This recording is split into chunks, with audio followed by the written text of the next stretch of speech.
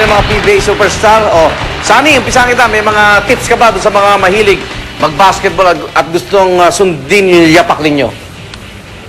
Oh. Well, siyempre, unang-una, disiplina ang unang-una dyan, saka hard work. Oh. Ganun lang naman ang ano sa as a player, kasi Ayan. mahirap na trabaho yan. Okay, Jerry, ano ba tamang pag-shoot? Well, Yan. siyempre, unang-una, dapat tama yung mechanics mo at huwag ka mai-stepping kung yan ang line. Okay. Always, siyempre, may follow-through. Hawakan mo yung bola, kailangan. Sampol na, sampol, sampol!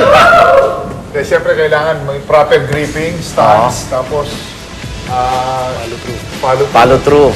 Tapos kailangan natin na wag yung bola. Itong off-hand, hindi ito pinantutulak, ito lang yung, itong may hawak lang na bola. Lalay.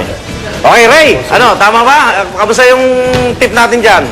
Dapat yan yung left hand mo kung shooter ka. Dapat yan alalay lang, naka-side. Tapos ito lang, yung shooting hand mo lang. Parang diretso lang yan, follow through. Ayun, oh. Okay, si Bong naman. Ay, Ray, oh. Ray Evangelista, Tama mga igan, anong payo mo sa mga kabataan ngayon? Siyempre, iwas sa mga bisyo at kung may extra time kayo, talagang pag-practicean nyo yung mga weaknesses nyo para maging magaling na basketball player. Ayan. Okay, shooting. Ano na tayo? Shoot na! Game! Para meron na tayo ng puntos. Okay, okay mga igan. Yan po ating mga naging bisita. Go ahead, Sunny Cabato po. Oy, palakpak naman kayo dyan. Jerry Cordillera, Ray Evangelista at si Bong Ravena. Dito lahat sa programa nagbibigay linaw sa mga napapanong issue ng bayan. Siyempre, nagpapakilala po sa ating mga personalidad dito sa Tonight with Arnold Clavio!